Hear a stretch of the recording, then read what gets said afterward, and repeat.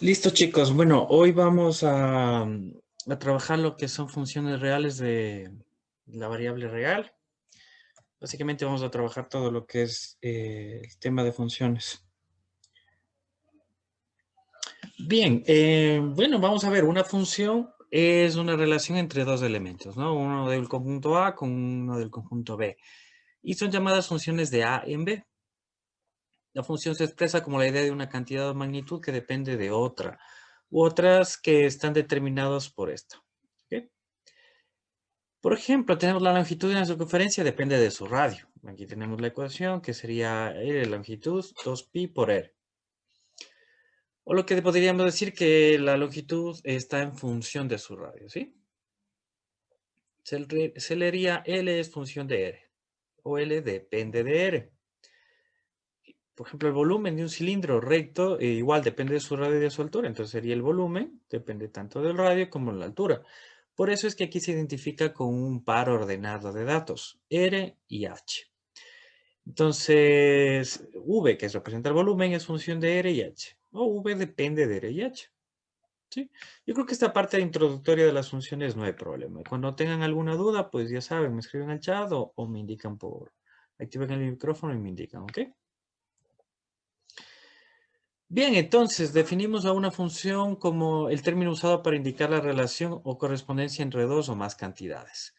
El término función fue usado por primera vez en 1637 por el matemático francés René Descartes para designar una potencia de x elevado a la n de la variable x. Una función de A en B es una relación que se hace correspondencia a cada elemento x. X, este signo de aquí es elemento, ¿no? Elemento del conjunto A. Uno y solo un elemento, y del conjunto B, llamado imagen, de x por f. Y se escribe de esta forma. Y es igual a f, que sería la función del conjunto de x, ¿no? O sea, pertenece a x. Bien, de manera general, ¿qué tenemos? Que x es una variable independiente. Cuando hablamos de algo independiente, quiere decir que no depende de nadie, ¿sí? Está sola, puede ser cualquier valor, cualquier número de los números reales, puede tomar cualquier valor. Por eso es independiente. Mientras que y les llamamos una variable dependiente, porque va a depender de qué, de esta función, de esta condición, de lo que vayamos a trabajar aquí con respecto a la variable x. F de x es la imagen de x, quiere decir que es lo que vamos a obtener, ¿sí? Y x es la preimagen de f de x en general. Vamos a trabajar un poco más con ejercicios para no confundirnos tanto con la terminología. Entonces, una función debe cumplir estas dos condiciones. Primero, que todo elemento del conjunto A es un elemento de partida, debe tener una imagen. ¿Sí? Debe tener una imagen. Esta imagen debe ser única. Entonces, el conjunto formado por todos los elementos de B, que son la imagen de algún elemento del dominio, se denomina conjunto de imagen o recorrido. ¿Ok? Hasta aquí. Preguntas, chicos. Vamos a comprobar si una relación entre dos cantidades o variables es una función. Ya, para verificar esto, si existe una relación funcional entre dos cantidades o variables, podemos representar la situación mediante un diagrama. Ocupamos el diagrama de Venn, que son estos como óvalos que se usan para unir con las flechas, ¿ok? Tenemos primero una variable independiente. Como les había mencionado, puede ser cualquier valor la variable independiente. Luego una dependiente. Esta variable dependiente, ¿de qué va a depender? Pues simplemente de la función. Es decir, de aquí, de la operación que vamos a realizar para trabajar con el valor de x.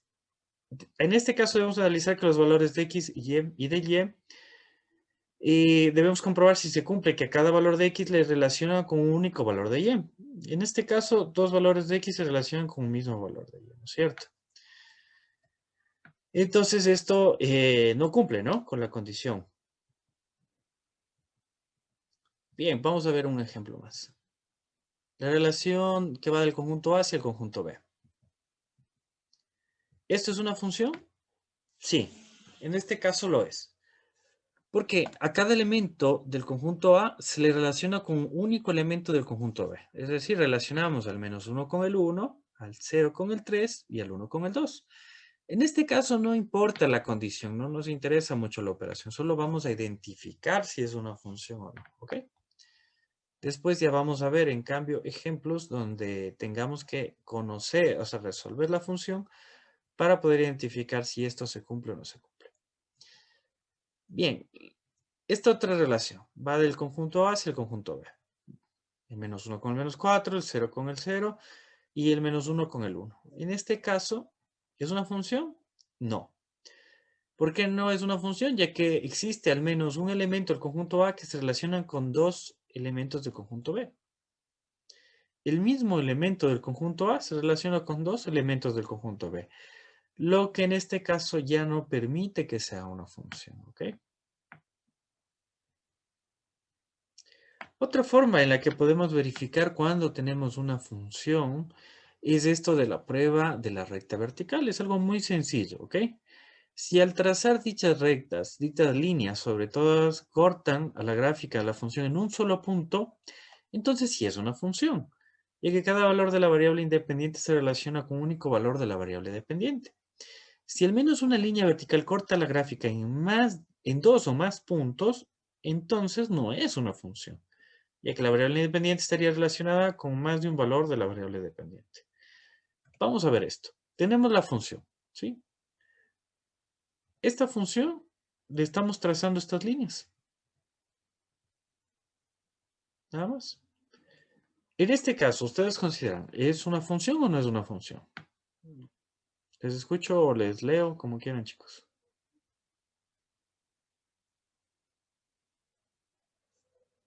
Perfecto. A ver, no perfecto.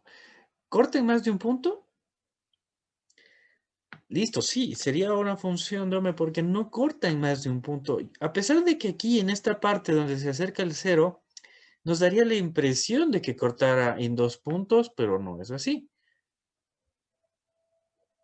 Por lo tanto, sí es una función, ya que cualquier recta vertical corta a la gráfica de relación en un solo punto. ¿Ok? Hay que tomarlo muy en cuenta. Pareciera que en este sector donde está el cero, sí, pero si le hiciéramos una ampliación, un zoom, vamos a fijarnos de que no, que sí hay una separación y que no corte ningún punto. ¿Ok? Ahora esta, ¿corresponde a una función o no corresponde a una función? ¿Qué opina?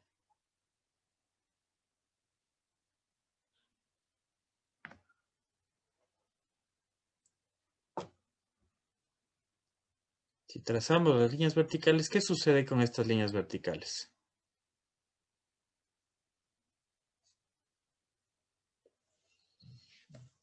Les leo en el chat, chicos. ¿Esto corresponde a una función o no?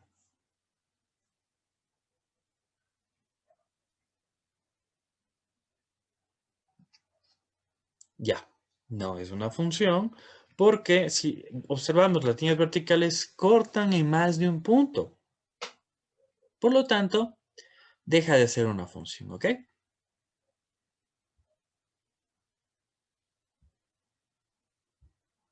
Bien, tenemos estas gráficas. En las gráficas se muestra a los trazos que dibujó un niño en un terreno plano. ¿Cuál o cuáles se asocia con una función?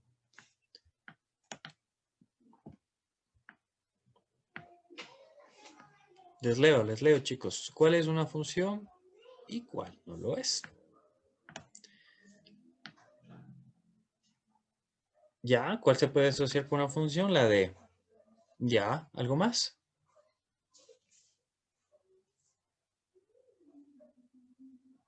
La A, la B y la C, ¿por qué no lo serían?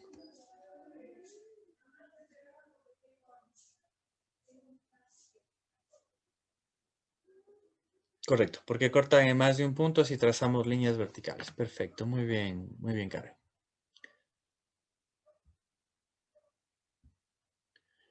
Ya, tenemos varias formas para representar una función.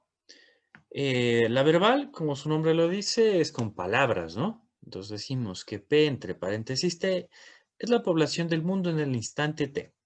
¿Ok? Algebraica, a través de una fórmula. Por ejemplo, decimos que X más 25 es Y. X es un instante de tiempo y Y es la población. Me invento, ¿no? Una forma visual. Aquí tenemos un diagrama de Venn y también una gráfica en un plano cartesiano. Y la forma numérica es a través de una tabla de valores, ¿no? Bien, nos proponen una tabla de valores. En un laboratorio de digitalización se toma datos de pares ordenados de la red digital de un automóvil y se agrupan en la tabla. Perfecto, tenemos los valores independientes y los dependientes. ¿Qué pares ordenados permiten analizar la red como una función? A, B, C o D. ¿Cómo haríamos?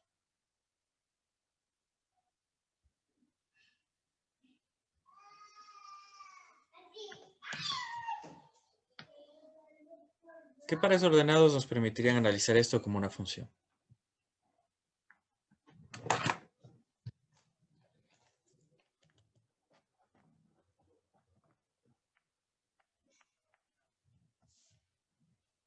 La D, ya. Ujú, perfecto, sí. Sería la D. Porque si tú tomas,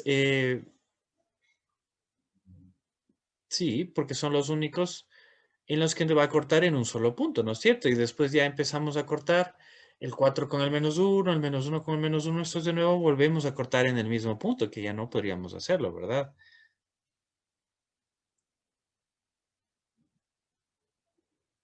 ¿Ok?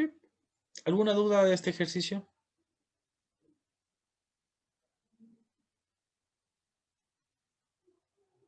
Porque el ejercicio es claro, solo nos pide los pares ordenados que nos permitan realizar la función. En este caso igual, miren, en el C tenemos -1,1, que realmente no es un par de la tabla, ¿no? Bueno, es un par de la tabla, pero no nos sirve porque tiene dos veces -1 en Y. Igual, y así analizamos con todos. Yo creo que esta parte no es muy complicada. Bien. Ahora, una de las características de las funciones es que tienen el rango o recorrido, sí, que es el conjunto formado por todas las imágenes. Ya vimos que eran las imágenes, lo que va a tomar el valor de Y, ¿ok? Entonces decimos que A conjunto, relación conjunto de B va a ser la relación de que Y va a ser un elemento del conjunto B. En fin. También llamado conjunto de llegada, ¿no? El conjunto B. Partimos de A y es el conjunto B el conjunto de llegada, que contiene los elementos que son la imagen de los valores del conjunto de salida. Tenemos los puntos de corte con el eje X y con el eje Y.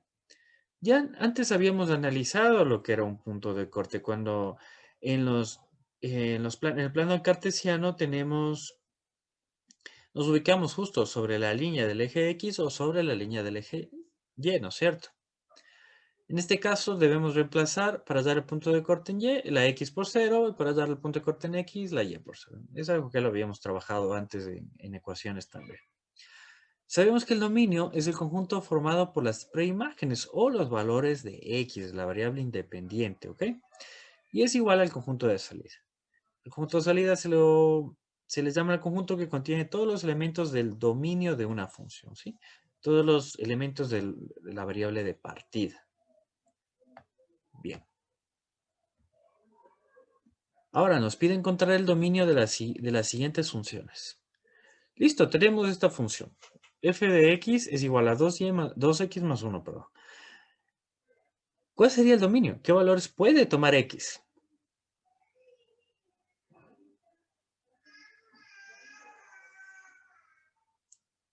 2. En este caso, ¿pero a qué te refieres con 2? Dome. Correcto, Karen, todos los reales. Muy bien.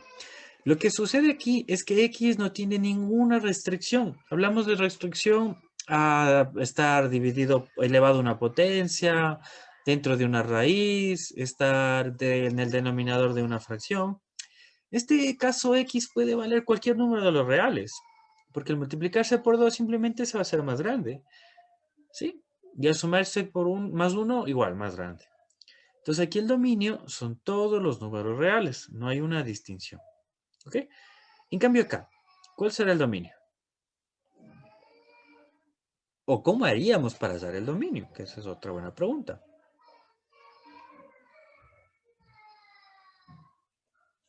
O lo que mencionaba hace poco, ¿cuál sería la restricción que existe aquí para dar el dominio?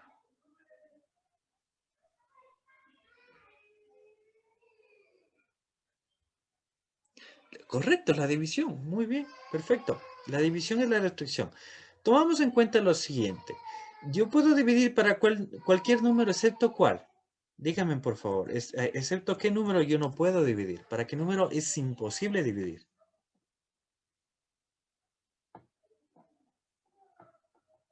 ¿Qué tal, Alex? Buenas noches. Analicemos esto. ¿Para qué número yo no puedo dividir?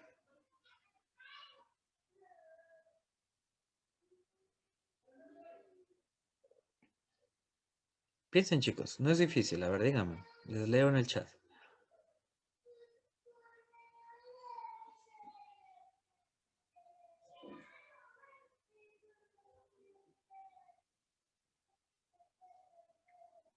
Apuren, chicos, apuren.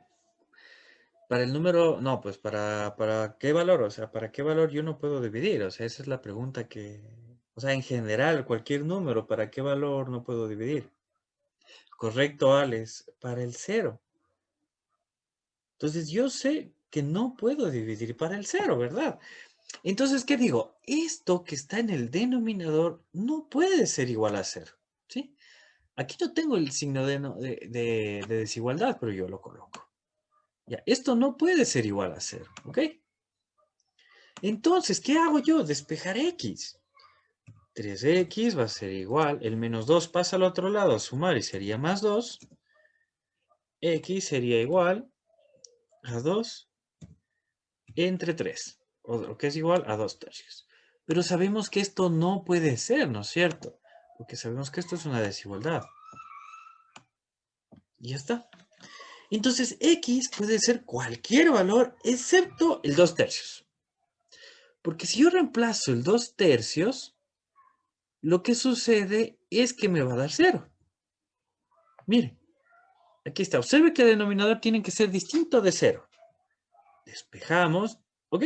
X tiene que ser distinto a 2 tercios. Por lo tanto, puedo tomar cualquier valor de los números reales menos el 2 tercios. Es el único que no puedo tomar. Porque es una restricción. Si yo divido algo para 0, no puedo. No puedo dividir algo para 0. No puedo dividir una manzana para algo que no tengo. Entonces, como no puedo dividir para algo que no tengo, para algo que no hay, pues ya está. Esa es la condición que deben tomar muy en cuenta siempre que tengan fracciones, ¿ok? Continuamos. Ahora, nos pide determinar el dominio de esta función real definida por eso de ahí. ¿Cómo haríamos? Ya sabemos que x menos 2 no puede ser 0. Por lo tanto, ¿qué valor no podría ser x?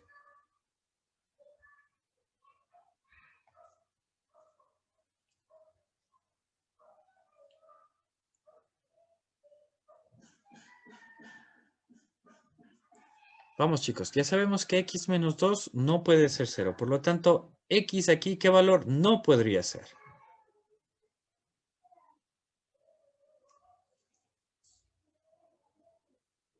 Ya, tú me das la respuesta que es la C.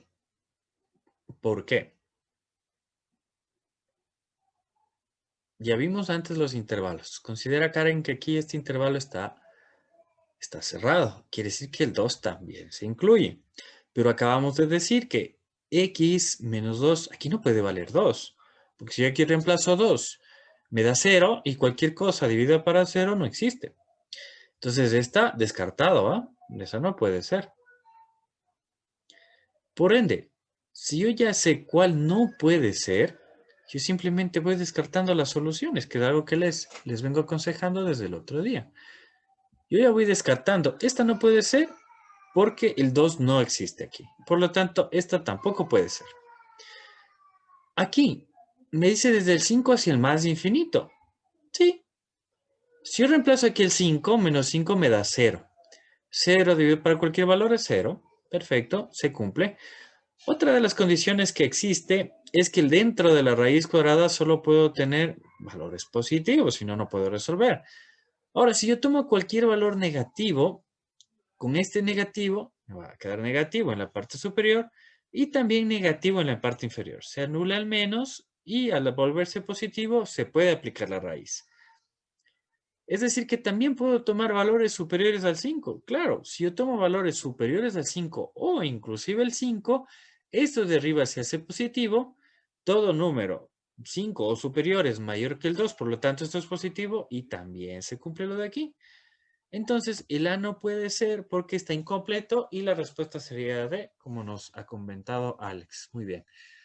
Espero esto esté claro. No sé, si tienen alguna duda, pues activen el micrófono, pregunten, por favor, y vamos a aclararla de una vez.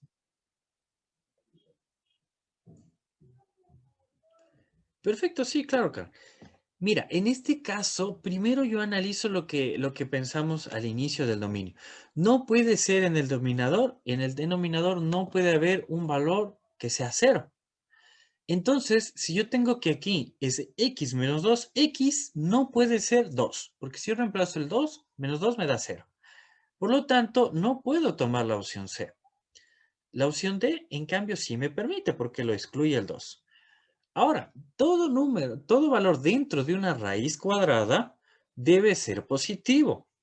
Por lo tanto, si debe ser positivo, hay dos opciones. Una, que si yo tomo cualquier valor menor al 2, negativo, va a ser con el número menos 5 se va a sumar como negativos y abajo con el menos 2 se va a sumar como negativos, permitiéndome tener negativo y negativo, positivo, y pudiendo resolver la raíz de cualquier, en este caso, pudiendo resolver la raíz. Ahora, si yo tomo cualquier valor mayor del 5, esto va a ser mayor que el 5 y mayor que el 2, inclusive el 5, porque el 5 le resto 5 y me da 0. 0 dividido para cualquier valor me da 0. Y la raíz de 0 sí existe. Entonces el dominio viene dado por estas dos partes del conjunto, ¿ok? Desde el menos infinito al 2 y desde el 5 al más infinito. Lógicamente, descartando el número 2 que no puede ser tomado en cuenta. ¿Ok? Continuamos, chicos. Bien, tenemos una gráfica y nos pide determinar el dominio y el rango. Entonces, en esta gráfica, esto es una función llamada a trozos o por partes, ¿ok? Aquí, ¿qué es lo que observamos? Que el dominio viene, esta línea, desde el menos infinito y se queda hasta en el menos 2. Sabemos que cuando es un círculo abierto, ¿sí? No está pintado, es un intervalo abierto. Entonces viene desde el menos infinito hasta el menos 2 abierto. Luego viene unión, porque empieza en el menos 1, porque está cerrado, llega hasta el 2, pero el 2 no se lo toma en cuenta porque está abierto. ¿Ok?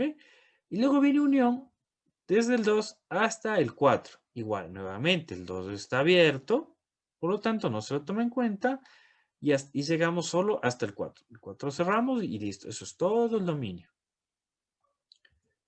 Y ahora, si nos pide determinar el rango, en cambio, el rango son todos los valores que toma la variable y. En este caso, gráficamente, ¿qué es lo que podemos observar? Desde el menos infinito hasta aquí, hasta el 0, y después llega hasta aquí, hasta el valor de 4, ¿sí? De manera continua. Entonces tomamos desde el menos infinito hasta el 4, inclusive el 4 que está aquí representado como un punto cerrado. Y después está unión solo con el punto 6, porque ya no me voy ni más arriba. Solo me quedo hasta aquí, hasta el 4. Y el 6 está... Sí, el rango es Y, los valores que pueden tomar Y. Rango, imagen, que es lo que estábamos revisando, son los valores que toman Y. Aquí desconocemos cuál es la función, no sabemos cuál es lo que realizaron, el ejercicio que realizaron, f de x en función de y, o sea, no conocemos la ecuación, pero gráficamente podemos determinar tanto el dominio como el rango, ¿sí? El rango son los valores de y, lo que está aquí en rojo, que aquí se representa como rojo, y el dominio es solo de x. Bien, ahora nos pide que con base en esta información calculemos el recorrido, que también es el rango, ¿no? De una función en grados centígrados. cuando un cuarto congelado trabaja en intervalo de 2 a 7 horas, no incluyendo las 7 horas. A las 0 horas empieza a funcionar el cuarto congelador de un restaurante y la temperatura disminuye de acuerdo a esta función. Listo. Si ya es la temperatura en grados centígrados y X el tiempo en horas, determinemos el intervalo. ¿Cuál sería el intervalo?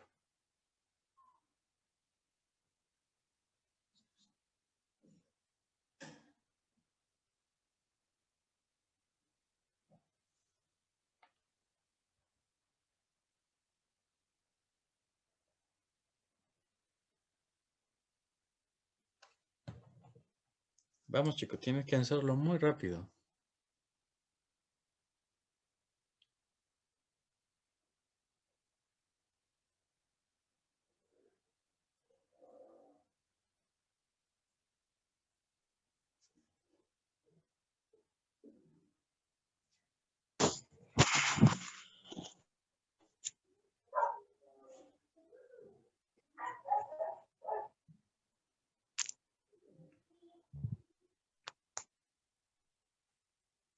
¿Ya? ¿Alguna respuesta?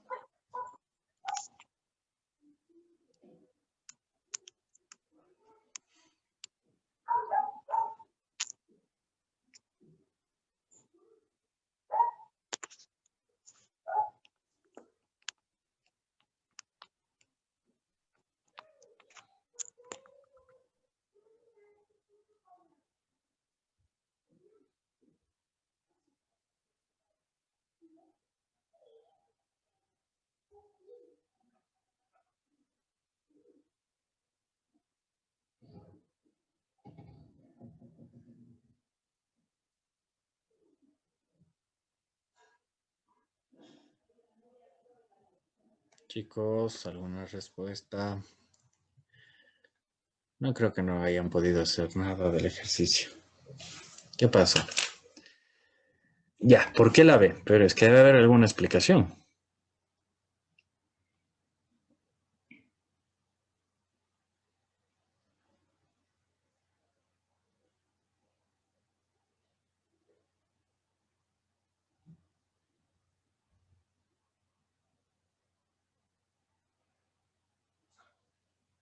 Vamos, ¿por qué la B?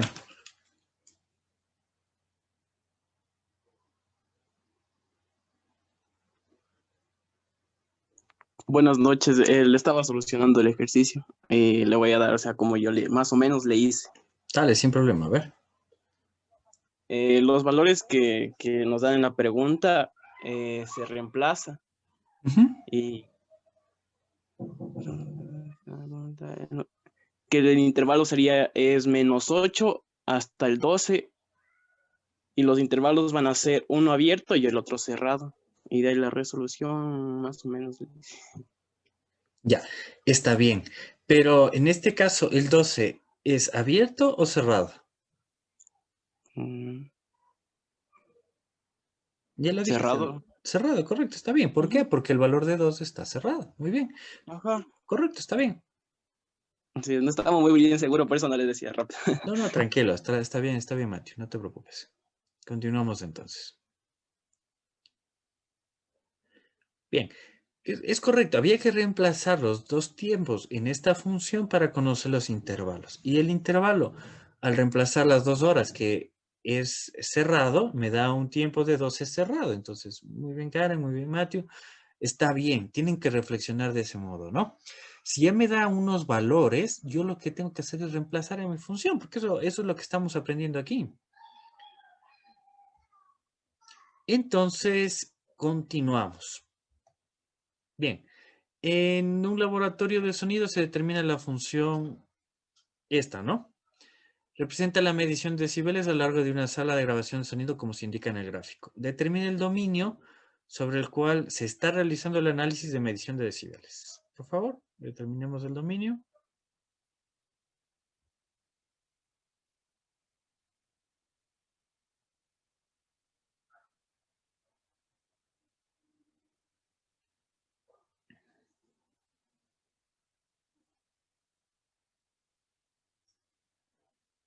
Dominios son solo los valores de X. Perfecto, ¿la ve? Muy bien, Karen. Simplemente eso, observamos que aquí en la gráfica está desde el -4 abierto, desde el -4 abierto, hasta el 8 cerrado. Hasta el 8 cerrado, y ya está. Listo, no hay más. Solo es observación. Lo que tenemos que aquí prevenir un poco es la observación en cuanto a la gráfica y manejar los conceptos nada más, dominio, recorrido, etcétera, ¿no?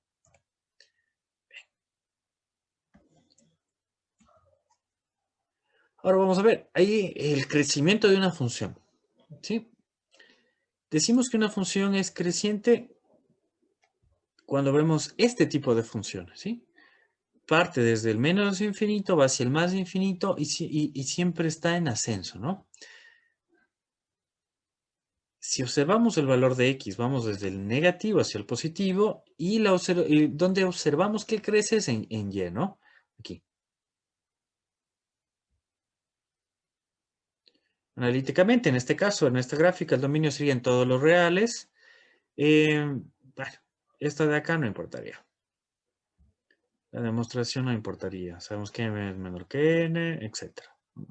Lo que tenemos que analizar y ser puntuales en esto es esta parte. Que la función va aumentando a medida que x aumenta, y aumenta, ¿sí? Eso es lo fundamental en este caso. Ahora, ¿cómo sabemos que es decreciente? Si sucede lo contrario, ¿no? Si observamos que x aumenta y y disminuye. Entonces podemos aquí indicar que la función es decreciente.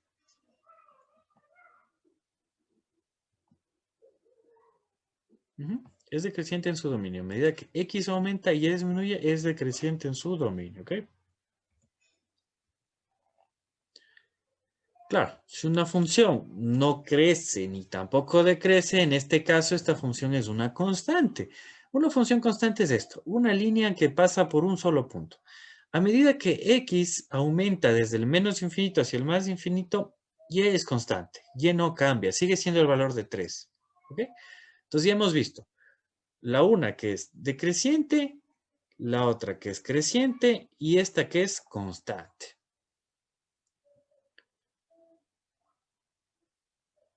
¿Sí? En general, si una función es constante, es una línea recta horizontal, nada más.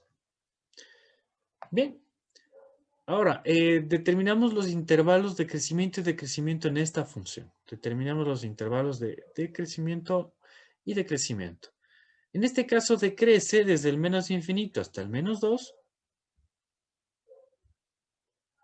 ¿Sí? Bueno, tiene una creciente. Aquí le determina primero las crecientes. Y luego las decrecientes. Ok. Desde el menos infinito hasta el -2 es decreciente. Luego crece desde el -2 hacia el -1 y después decrece desde el valor de 0 en x hacia el valor de 2. ¿Sí? No olvidemos que esto analizamos si es creciente o decreciente en el eje y, ¿no? En el eje x se mantiene normal esta estructura. Bien, nos dice que dada una función, determinamos el intervalo donde esta toma valores estrictamente decrecientes. Estrictamente decrecientes. Aquí está la función representada, es una función cuadrática.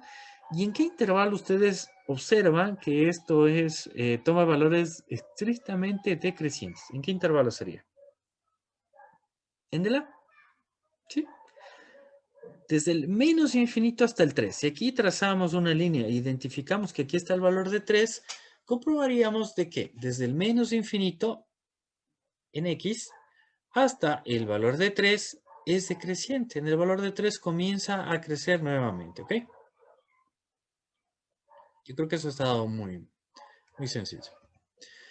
Bien, ahora una función es positiva cuando a cualquier valor de x se le cumple que la función es mayor a 0. Listo. Esta gráfica podríamos tomarla como una función positiva. La función lineal también es una función positiva. Se observa que f es positiva en estos intervalos.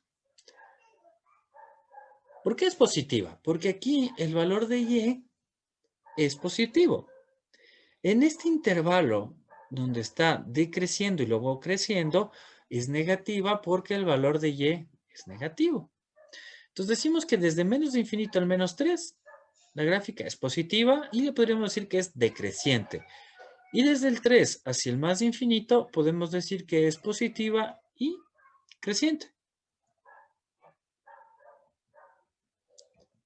Bien, en cambio aquí esto decimos que es una función negativa entre el intervalo entre menos 3 y 3. Y aquí podríamos analizar exactamente lo mismo. Desde el menos 3 al 0 es negativa y decreciente. Y desde el 0 al 3 es positiva y creciente.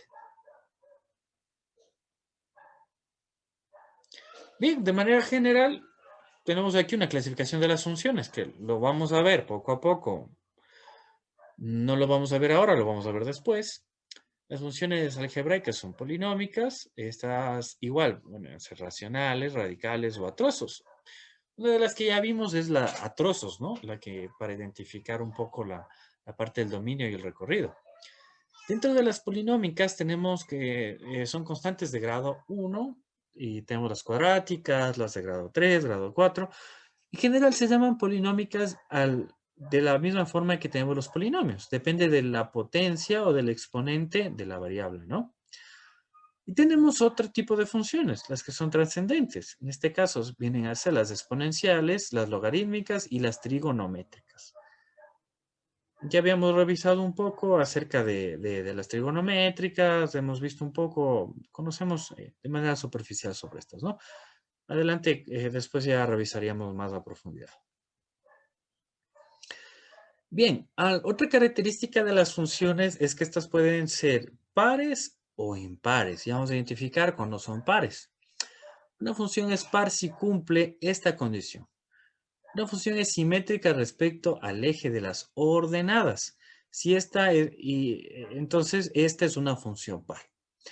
Cuando aquí colocamos f menos x, esto que está aquí adentro va a reemplazarse por cada valor de x que tenemos aquí. Y tiene que ser igual a f de x para que esta función sea par. Y al contrario, una función impar es la función que es simétrica con respecto al origen, es decir, al punto 0, 0, ¿no? En este caso, f de menos x tiene que ser igual a menos de f de x. Bien, regresemos acá. Les voy a explicar cómo funciona esto. Si yo digo que f ahora no es x, sino es menos x, tengo que reemplazar ahora este valor de x, que lo tengo aquí por una menos x. Y mantengo la potencia 4. Eso no cambia. Menos 3, reemplazo esta x por una menos x y mantengo la potencia 2 y más 4. Y más 4. Ya está. Yo sé que un valor negativo elevado a una potencia par se mantiene como positivo. Es decir, que f de menos x va a ser igual a ¿qué? Más x a la cuarta. Menos 4 que multiplica. Nuevamente, menos x elevado al cuadrado va a ser nuevamente x al cuadrado. Porque el menos al cuadrado va a ser nuevamente positivo, más 4. Bien, f de menos x es igual. ¿Qué me ha quedado entonces? X a la cuarta menos 4 por x al cuadrado más 4. Entonces, ¿qué es lo que habíamos encontrado aquí? Que son iguales. Entonces, aquí tenemos que f de menos x es exactamente igual a x a la cuarta menos 3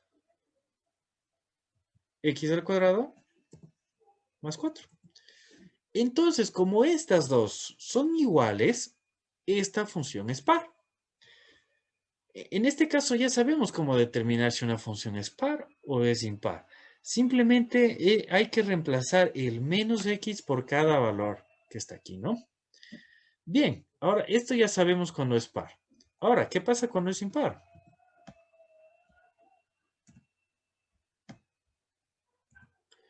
nos dice f menos x y luego menos f por x, por f de x. La primera parte ya sabemos, ¿no? Entonces, en la primera parte tenemos que reemplazar este menos x por cada valor de x.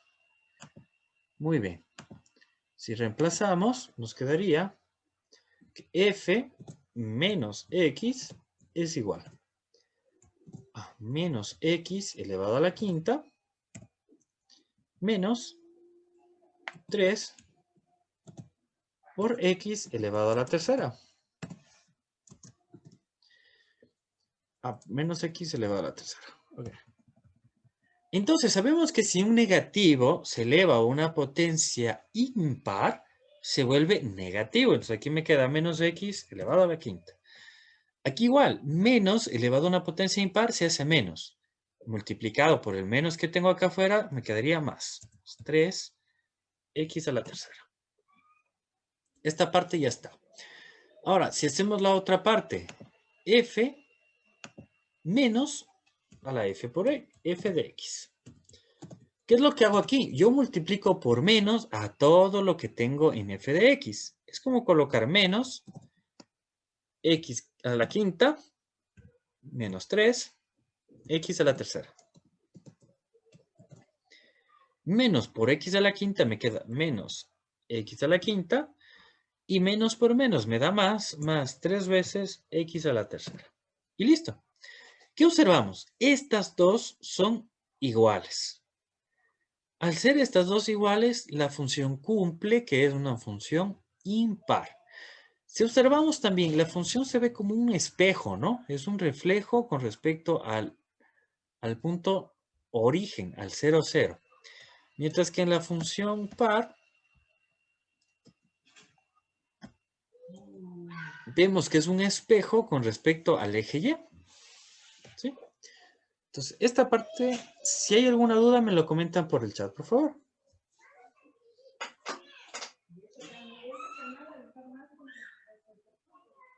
Si no hay dudas, continuamos.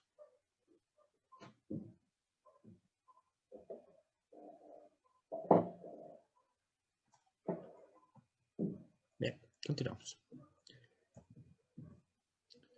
Listo, nos dan un grupo de modelos matemáticos sobre la frecuencia de oscilación de partículas F en función de la temperatura T. Para 3 gases diferentes, genera 3 funciones distintas. Para realizar un gráfico aproximado se analizan sus paridades. Relacione la paridad con la función. Ya, veamos si es par o si es impar. Entonces, ya comprueben, chicos. Aquí la única que se repite 2 veces es la 1 con la B. La 2 con la A. Y la 3 con la B.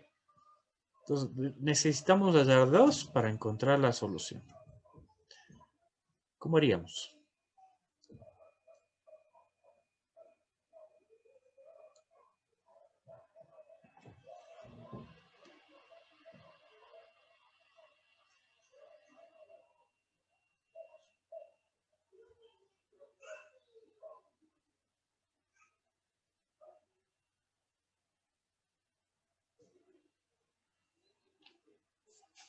¿Alguna idea?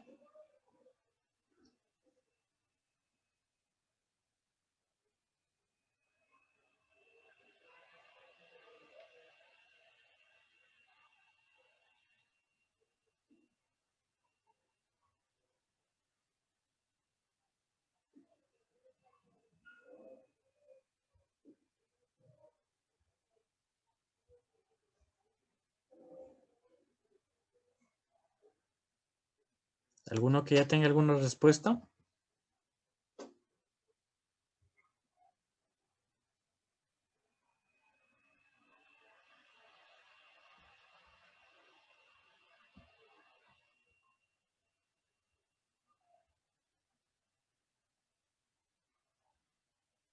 Vamos a analizar, ¿ya? Les voy a ayudar a analizar. Miren, yo tengo aquí este que tiene... yo tengo aquí este que tiene una potencia impar. Otra potencia impar y otra potencia impar. ¿Sí? ¿Qué es lo que pasa? Si la función fuera par, ¿no es cierto? ¿Qué debería ser? F de x igual a menos f de x, ¿verdad? ¿No? Si fuera par, es f de menos x igual a f de x. ¿Qué es lo que pasa aquí? Si yo reemplazo este por un valor negativo, este se vuelve negativo, este se hace negativo y este negativo. Por lo tanto, no van a ser iguales, ¿no es cierto? Entonces yo aquí ya determino de que esta, si yo reemplazo aquí por menos, me va a quedar de esta manera, ¿no es cierto? Entonces esta de aquí no va a ser par. Pero al tener estos valores positivos, al multiplicar todo esto por menos f de t, sí va a ser impar, porque van a ser iguales. F de menos t va a ser igual a menos f de t. Por lo tanto, la a es una función impar. La 3 con la a. Listo. Entonces, yo ya descarto las que no son. La 3 con la b no es. La 3 con la b no es. Y listo, ya está. La 3 con la c no es. Y la 3 es con la a. Y la respuesta ha sido que es la b. La clave de esto, chicos, la clave de esto es observar las funciones. Observemos las funciones. Reemplacemos solo los signos. Si yo tengo que esta función, todos los valores son, son valores impares, 5, 3, 1. Yo sé que todo lo por fuera va a ser negativo. Si esta aquí, este tiene impar, este va a ser negativo, este va a ser positivo y este va a ser negativo. Ya está, o sea, me voy haciendo una película, me voy haciendo una idea. Yo como tengo claro el concepto que cuando es par, f de x tiene que ser igual a menos de f de menos x. Y cuando es impar, f de menos de x es igual a menos f de x. Entonces veo cualquiera de las dos. ¿Cuál me hace más fácil? Si la impar o en la par. Para la par es lo más fácil. ¿Por qué? Al momento que cambia uno, miren, aquí tengo a la tercera. Entonces, este cambio negativo ya no va a ser igual a la función. Por lo tanto, esto no es par. Aquí igual. Sí, vamos analizando esa parte. Y ya está. Nada más es eso, chicos. Vamos poco a poco analizando los ejercicios y vamos a encontrar las soluciones. ¿Dudas de este ejemplo?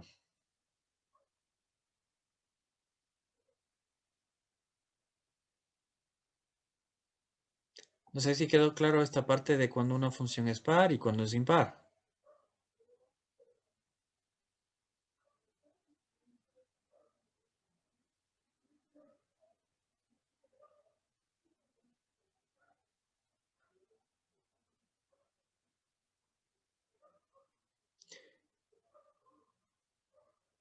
Listo. Vamos a tomar lo que Karen dice, que la B le salió que es par y con eso repetimos, ¿ok? A ver, sabemos, vamos a recapitular, que f de menos x es igual a f de x para que la función sea par, ¿no es cierto? Entonces tomemos esta. Vamos a ver cómo nos quedaría si tenemos f de menos t. ¿Ok? ¿A qué va a ser igual f de menos t? A 8 por menos t elevado a la tercera. Voy a mover para un lado. Voy a poner aquí. Todo esto dividido. Va a estar dividido para 2 menos t elevado al cuadrado más 3. ¿Ok?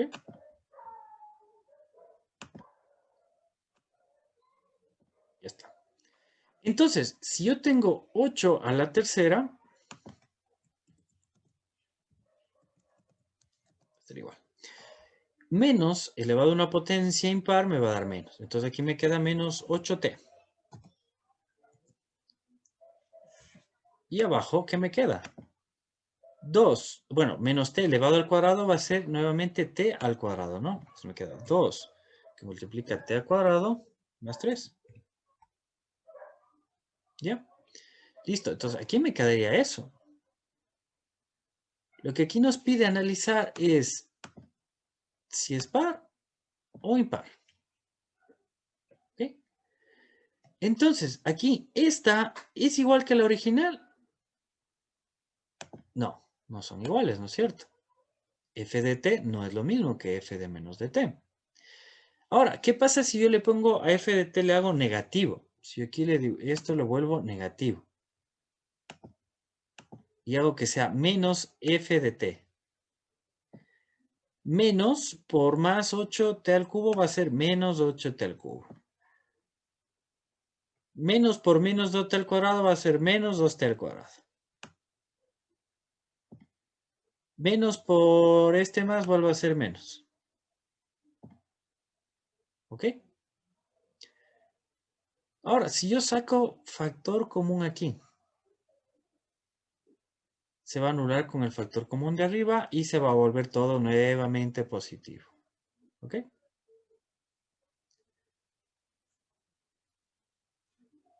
Entonces, perdón, me disculpo, no puedo multiplicar por todos los valores así como multipliqué, solo sería por uno nomás, por el de arriba. Ahí estamos bien. Entonces, esto sí es igual que esto, ¿no es cierto? Sí son iguales. Por lo tanto, esta es impar. La de aquí arriba, sí. Esto, claro, fue porque le cambiamos. Sí, sí. Entonces, esta no es impar porque ahorita acabamos de ver que no lo era. Aquí me confundí entonces, lo lamento. Esto era cuando estábamos multiplicando, cuando le cambiamos menos ft, ¿no? Lo voy a corregir aquí para no confundirnos. Ya, ahí está. Entonces, esta es impar, porque son iguales. ¿Sí? Si aquí multiplicamos solo por menos por fuera, no va a ser impar. Entonces, esta está mal. Claro, dime, Matthew. Pregunta nada más. Perdón, una consulta. ¿La A es par o impar? Porque a mí me salió que es par. ¿A ti salió que es? Par. Par, sí, sí, sí. Sí, sí, yo estaba equivocado, es par. Sí. Porque, no sé, voy a prender mi cámara un rato para que vea el procedimiento, porque no sé si estoy bien. Pero a mí me salió que es par. Sí. A ver, si es par, ¿por qué? Mira, acá lo termino de hacer, ¿ya? Aquí le voy a poner. En la parte de abajo tenemos el factor común, que es el signo menos. Y arriba yo tengo menos 8t elevado a la quinta, ¿sí? Y abajo, ¿qué es lo que yo tengo? El menos que multiplica al 2t a la tercera más 3t. Este menos de acá arriba se va a anular con el menos de abajo y me va a quedar lo mismo que la función. Sí, había sido un error mío, me disculpo. Esto es igual que la función original. Por lo tanto, esta es par. Esta es par y esta es impar. Y esta, por ende, es imparidad.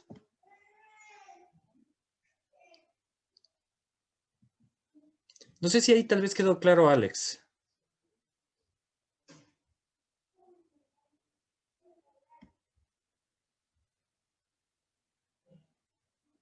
Perfecto, sí. Mi error fue realmente por no haber hecho el proceso. Lo borré. Mi error fue por no haber hecho el proceso de aquí. Si uno hace todo el proceso, no va a perderse. Mi error fue por haber hecho mentalmente el ejercicio y no darme cuenta de que estaba haciendo mal la sustitución de los signos.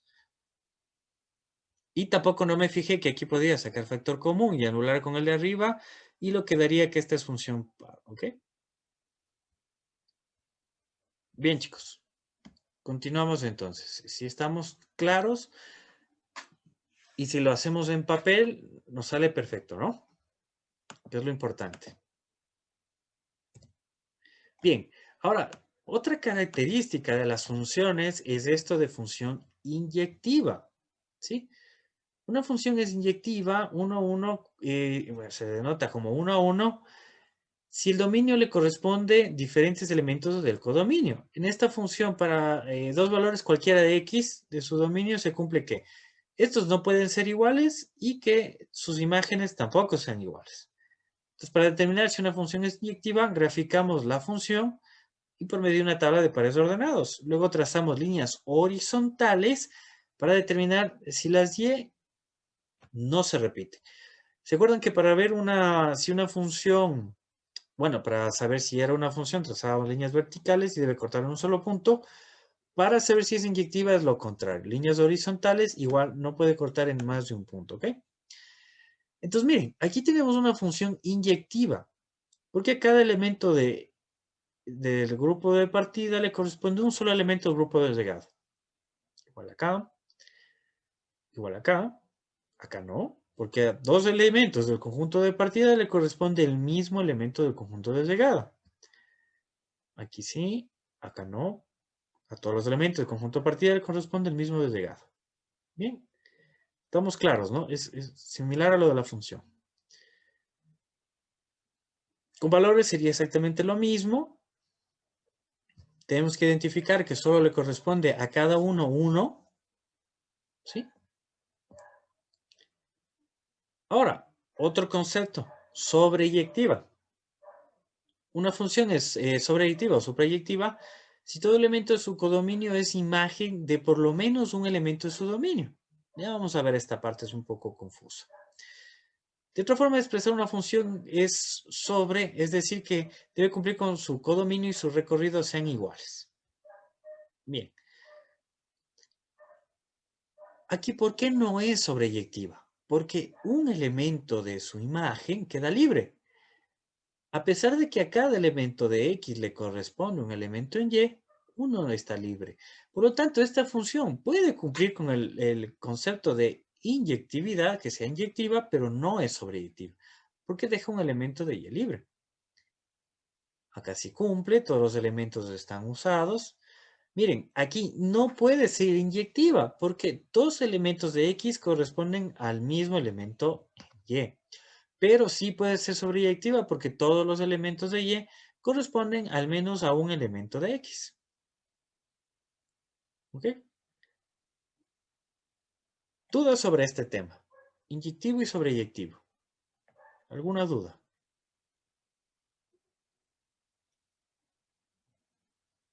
Ya. Si entienden, perfecto. No es muy complicado. En la una, a todos los elementos de X le corresponde solo un elemento de Y para que sea inyectivo. Para que sea sobreyectivo, a todos los elementos de Y, al menos debe corresponderle un elemento de X. ¿Y por qué digo al menos? Porque puede ser más de uno. ¿Sí? Bien. Ahora, una función se dice que es biyectiva si al mismo tiempo es inyectiva y sobreyectiva. ¿Ok? La relación entre los dos elementos del dominio y el codominio es biúnica, es decir, 1:1. Aquí tenemos. Esta es una función biyectiva porque es inyectiva, ya que a X le corresponde un solo elemento de Y. Es sobreyectiva, ya que a todos los valores de Y le corresponde al menos un elemento de X. Y por lo tanto, al cumplir las dos, se vuelve biyectiva. ¿Ve? Aquí, al no cumplir una de las dos, ya sabemos que no es biyectiva, ¿no? Eso es muy, muy general. Listo, en forma general, una función... No, lo siento.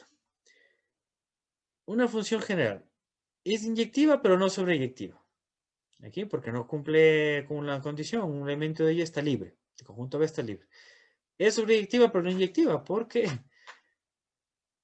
todos los elementos del conjunto de llegada tienen al menos uno del de partida, pero dos de partida no pueden tener el mismo de llegada, por eso no es inyectiva. Y acá es biyectiva, porque a todos le corresponde un solo elemento y aparte todos los del conjunto de llegada están completos con respecto al conjunto de partida, ¿ok? Bien, aquí igual vemos un ejemplo, esto sí es inyectiva, esto es sobreyectiva, Esto no es ni la una ni la otra, porque aquí deja tanto elementos libres como dos elementos de X, bueno, del conjunto A se unen con un solo elemento del conjunto B. Y esta sí es sobreyectiva, porque cumple las dos anteriores. Si es inyectiva, es sobreyectiva, por lo tanto es biyectiva, ¿no? Bien.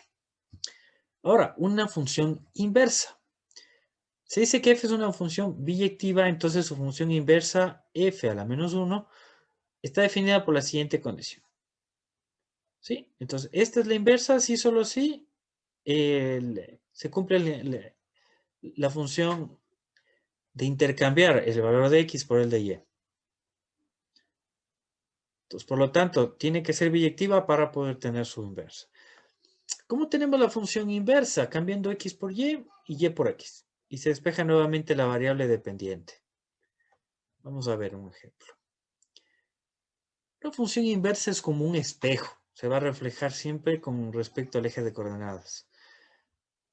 Tenemos la función original. A se une con 3, B con 1, C con 2. Y la inversa sería tomar los valores que eran antes de y, ahora se vuelven valores de x. Y los valores que eran de x, ahora se vuelven los valores de y. Y nos da la función inversa. Y las gráficas se representarían como una simetría, ¿no? Son simétricas entre sí con respecto al origen. Uy. Bien. Vamos a pasar al siguiente tema. No sé si trabajamos algo más en cuanto a función inversa. Planteamos algo muy sencillo, por ejemplo. Decimos que y es igual a 3x más 2. ¿Cómo tenemos inversa? Simplemente reemplazamos. En vez de poner y, pongo x. Y en vez de poner x, pongo y. Y lo que tengo que hacer es despejar la variable y. Es decir, que aquí me quedaría x menos 2, porque el 2 está aquí sumando y pasaría a restar. Es igual a 3y. El 3 pasaría a dividir. Sería x menos 2. Está multiplicando, pasa a dividir, es igual a y. Y ordenando todo, me quedaría que y es igual a x menos 2 sobre 3. Por lo tanto, la función original sería esta. Y más 3x. A ver, perdón. Y por 3x más 2. Y la función inversa sería esta. Y es igual a x menos 2 sobre 3. ¿Ok? Este es todo el proceso. Para cualquier tipo de función. Simplemente intercambiamos la y por la x y la x por la y. Y despejamos nuevamente la variable dependiente. Si hacemos la gráfica de esta función y esta función, vamos a obtener que son simétricas con respecto al origen. ¿Dudas hasta aquí de este tipo de funciones?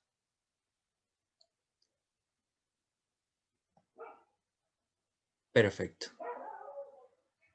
Tal vez Karen, tal vez Anaí, no les he leído nada hace rato, tal vez tienen alguna duda. ¿Está todo bien?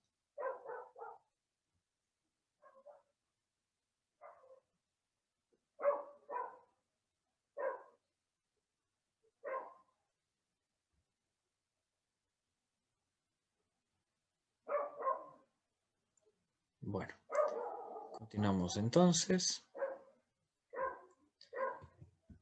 Continuamos con la función cuadrática, que es el otro tema que vamos a trabajar.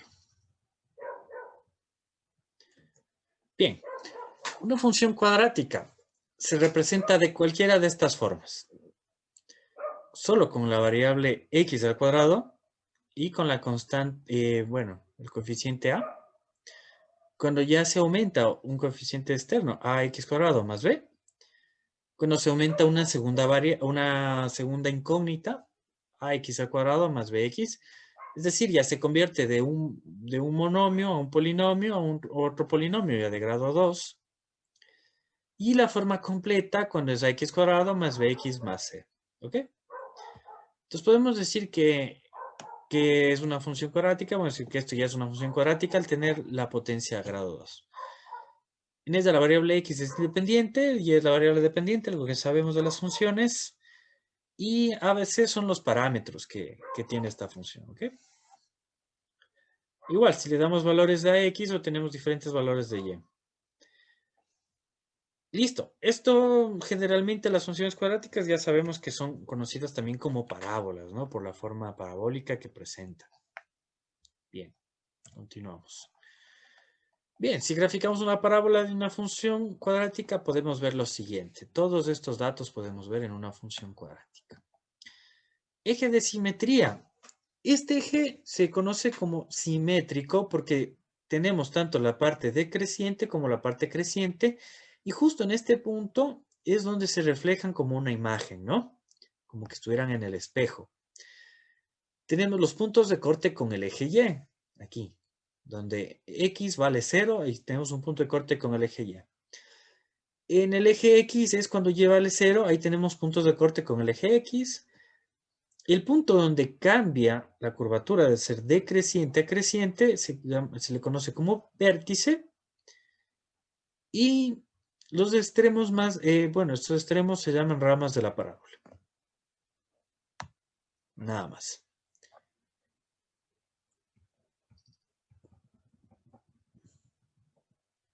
Bien.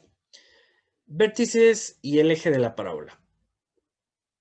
Listo. El vértice de la parábola son las coordenadas x, y, como cualquier punto de la gráfica en el plano cartesiano. El vértice viene dado por x con y. Y siempre cumple, ¿qué? Esta condición. Si aquí vemos que aparece la b y la a, es porque trabajamos con la función completa, ¿no? De aquí aparece el valor de a y aparece el valor de b. Entonces, la coordenada x del vértice es tomando menos b dividido para 2a. Y listo, aquí tenemos un ejemplo. Aquí nos da ya una ecuación cuadrática. Para dar el vértice simplemente tomamos el valor de b, que vale 4, el valor de a, que vale 1, y dividimos. Menos, este menos es de la ecuación. Si aquí tuviéramos un valor negativo, aquí esto también se multiplicaría, ¿no? Entonces, por ejemplo, si yo les pongo un valor negativo, yo les pongo una ecuación, x cuadrado menos 4x más 2, tomando exactamente el mismo ejemplo, el valor de a viene a ser 1, mientras que el valor de b es menos 4. ¿Sí? Menos 4. Entonces, si yo reemplazo en la fórmula, que me dice x del vértice es igual a menos, y luego reemplazo el valor de b, que sería menos 4. Y esto dividido para 2, que multiplica al valor de a, que sería 1. Menos por menos me daría más, y me quedaría 4 dividido en 2, y me quedaría 2. Y ya está. ¿Sí? Este valor de aquí sería 2. Claro, ¿cómo yo obtengo el de y? Simplemente reemplazo el valor de x en la función y obtendría el valor en y. Listo. Entonces no se olviden que esta función, o sea, esta forma de encontrar el punto x del vértice es simplemente reemplazando el valor de b, independiente del signo que tenga, ¿ok? Si tiene menos, o si tiene más, o si tiene signo positivo, o tiene signo negativo, igual, ¿no? Igual funciona. Ahora, el eje de simetría es la línea vertical que pasa justamente por ese punto, ¿sí? Entonces es una línea constante que tiene el valor que hemos calculado anteriormente, en este caso menos 2. Continuamos.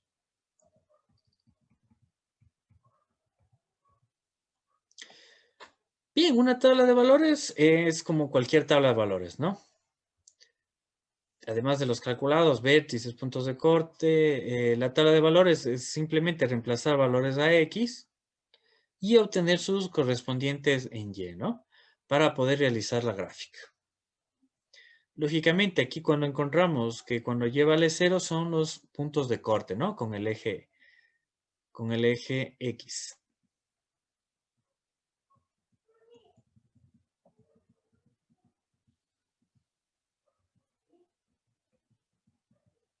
Bien, vamos a ver este ejemplo. Aquí estamos representando a los puntos y tenemos a la función. Bien, aquí estamos representando una gráfica, ¿no? Sabemos que el vértice está en el punto menos 2 con 2. Efectivamente, aquí está, en el cruce entre menos 2 y 2. Sabemos que el eje está en el punto X menos 2, porque por ahí está el vértice. Los puntos de corte tenemos que es 0 y 2. 0 en X, 2 en Y. El otro punto de corte, pues está aquí, en menos 0,69, bueno, sería menos 3,41 este, y menos 0,69 el de acá, con Y en 0, ¿no? Y a través de la tabla de valores hemos podido graficar. Lógicamente, para dar los puntos de corte en el eje X hay que aplicar otros procesos, ¿no? Bien, continuamos. Listo, para dar el dominio en una función cuadrática es igual que lo que hemos dado en cualquier otra función, ¿no? Tenemos que analizar si no tenemos restricción alguna. En este caso no lo hay, ¿no? X al cuadrado está multiplicándose por A y a C al cuadrado podemos tomar cualquier valor, positivo o negativo. Y aquí igual no influye si tomamos positivos o negativos, por lo tanto el dominio son todos los números reales. El recorrido depende mucho de los valores que tome en la función y, pero en este caso también iría desde el menos de infinito hasta el más de infinito. Aquí hay una característica, hablamos si es cóncava o convexa. Es cóncava desde el punto y hacia el más infinito, bueno, esto lo podríamos ver gráficamente, y convexa desde el más infinito hacia un punto en y, ¿no? Hacia cuando corta con el eje y. Bien, en cuanto a la simetría, claro, es una simetría de forma par. Es algo que estábamos trabajando hace poco. Vamos a ver cuándo son pares y cuándo no es pares. Bien.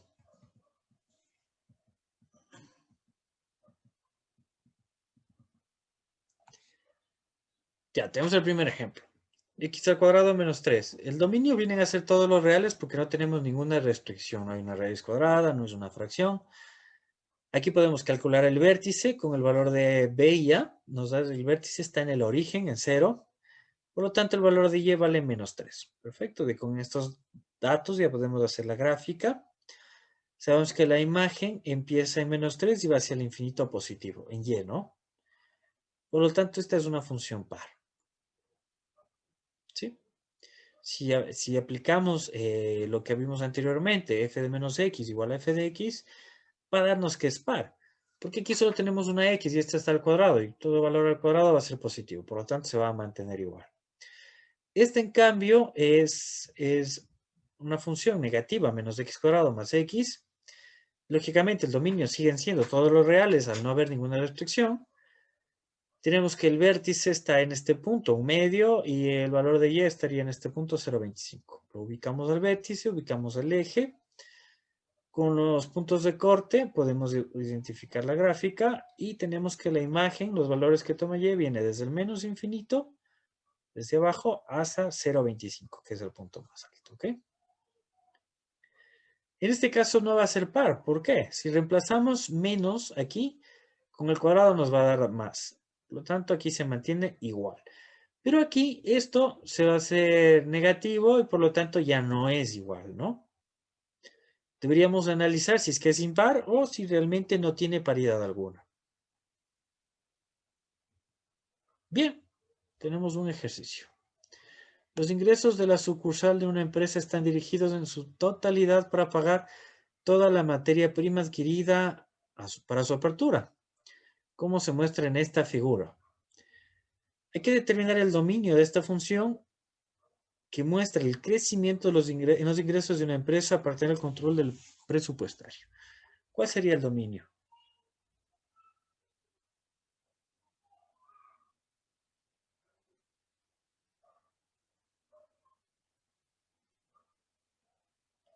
Ya, la B. Correcto, porque para el crecimiento partimos del valor de 4 hacia el más infinito, ¿sí? Antes de eso lo que teníamos era un decrecimiento, ¿no? Entonces a partir de aquí, hacia el infinito, crece, ¿no? Crece la función y entonces la respuesta es B. Muy bien. Continuamos. Los puntos de corte con el eje X no es un problema, ¿no es cierto? El punto de corte con el eje X está delimitado por el valor del término independiente, C. ¿Por qué? Debemos reemplazar los valores de X con 0 y se anulan los dos primeros. Directamente el valor es el valor de C. Cuando no tenemos el valor de C, sabemos que es 0. Entonces el punto de corte con el eje X depende solo de esto, ¿no? Del valor de C. Bien, entonces el punto de coordenadas 0 con C de una función cuadrática corresponde al punto en que la parábola corta con el eje Y. Ahora, con respecto al punto de corte del eje X, esto ya depende cuando Y vale 0, ¿no? Entonces, si Y vale 0, aquí vas a tener una función cuadrática. Esta función cuadrática la podemos resolver con los distintos casos de factoreo. Y si no lo resolvemos con los casos de factoreo, pues lo resolvemos con la fórmula general, que es esta, ¿no? Menos b más menos, raíz cuadrada b cuadrada menos 4c sobre 2a. ¿Ok? El discriminante, esto es lo que está dentro de la raíz. Sabemos que dentro de una raíz no puede haber valores negativos, por lo tanto, si el discriminante es negativo, no vamos a poderlo resolver. ¿Sí? Si el discriminante es mayor que 0, vamos a tener dos respuestas, es decir, dos puntos de corte con el eje. Si el discriminante es igual a 0, vamos a tener un punto de corte con el eje. Y si el discriminante es menor a 0, no existen puntos de corte. O sea, es una respuesta imaginaria. No va a existir. Aquí está. Cuando es mayor que 0, tenemos dos puntos de corte. Cuando es igual a 0, tenemos un punto de corte. Y cuando es menor que 0, la ecuación tendrá dos raíces imaginarias. Por lo tanto, no toca nunca con el eje X. Bien. Si el valor de A es mayor a 0, la gráfica se abre hacia arriba. Si el valor de A es menor a 0, la gráfica se abre hacia abajo. ¿Ok? Entonces, esto nos da el sentido de la gráfica. Si es mayor que 0, A es mayor que 0, se abre hacia arriba. Si A es menor que 0, se abre hacia abajo. ¿Ok? Bueno, nos queda menos de un minuto y nos volvemos a conectar, ¿ok? Si se cierra, se conectan nomás tranquilamente.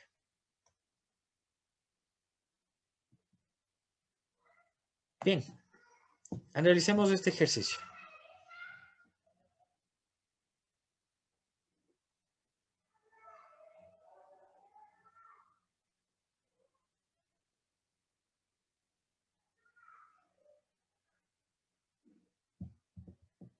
¿Cuáles serían las respuestas?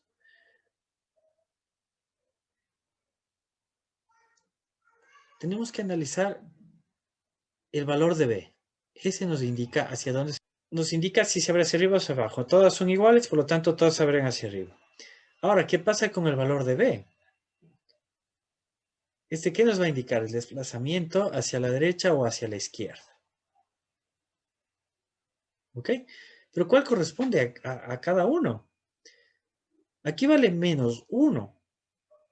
Aquí vale más 1. Y aquí vale más 3.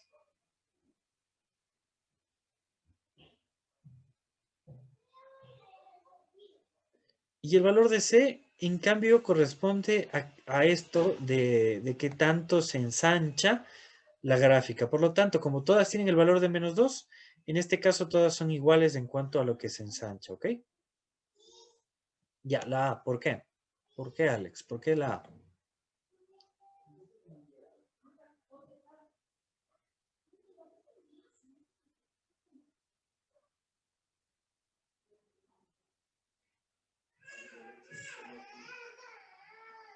Recordemos el vértice.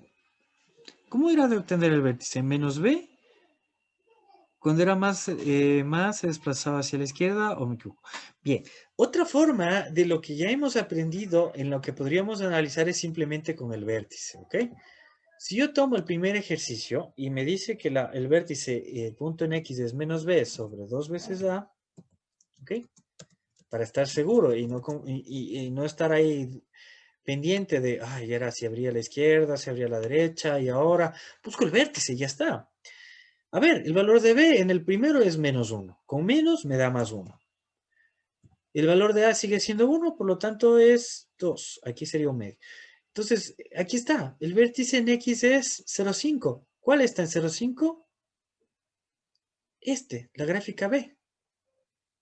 Y listo. La 1 corresponde con la B. Y listo. Sería la respuesta A. Es la única. Y ya está. Entonces, si ustedes se fijan, lo que hemos aprendido nos sirve para determinar este tipo de cosas. No necesitamos ir más allá. Si determinamos el vértice de cualquiera de las tres gráficas, ya podemos enlazarlos. Yo sé que también existen esos otros métodos en que si B es negativo, se desplaza para la derecha, para la izquierda, etcétera, etcétera. Pero a veces nos puede confundir. Los nervios nos pueden engañar. Pero el conocer el vértice no es muy difícil tampoco. Ya sabemos que es menos B sobre 2A y ya está. Y si determinamos el vértice gráficamente lo podemos reconocer. Entonces prefiero que se aprenda en esa parte para que no se confunda, no se equivoquen más bien.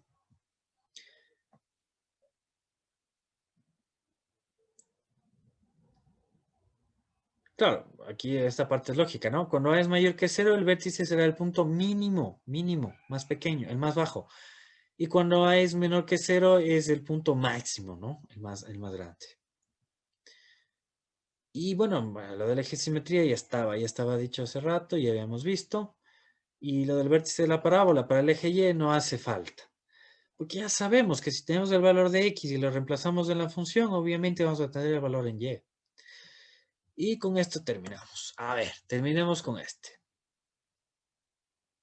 Veamos si podemos resolverlo.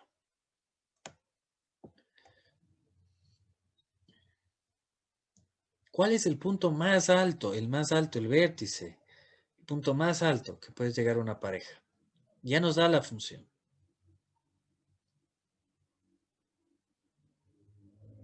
Solo eso, calculemos el vértice y ya está.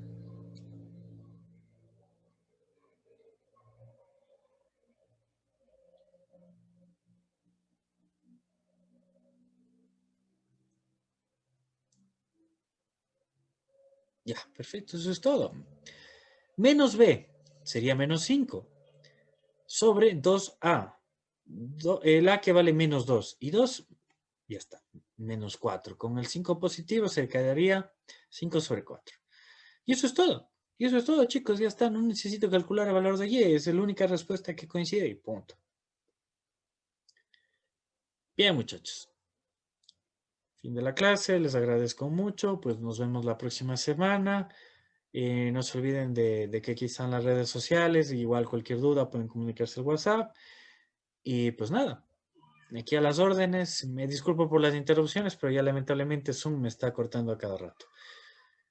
Gracias igual, gracias a ustedes, gracias. Cualquier duda, a las órdenes. Igualmente que tengan una excelente noche.